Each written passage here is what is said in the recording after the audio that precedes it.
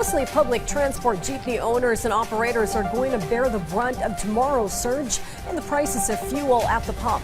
And the price adjustment for diesel alone is substantial and will burn a hole in a jeepney driver's pocket. As we hear more details on tomorrow's climb in oil prices from our Gab Humilde.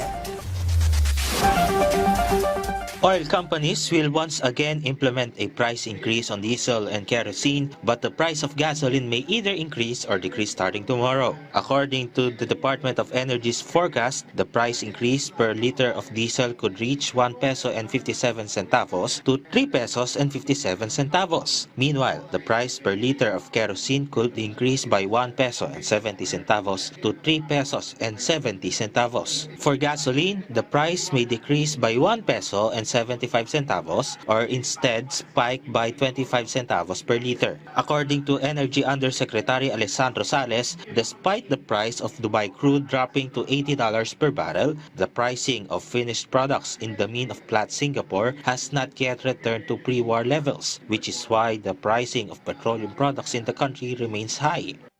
Kahit na yung Dubai crude ay naging pantay na nung pre-war, yung diesel mismo may premium pa rin.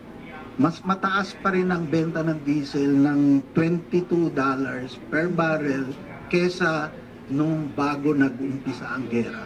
Kaya nagre-reflect ito sa pump price natin.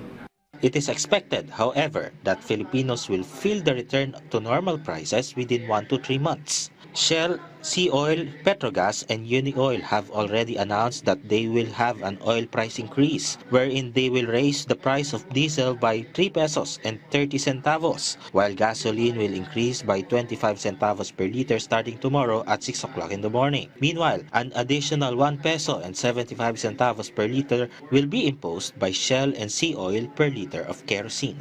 Gab Humilde Villegas for The Nation.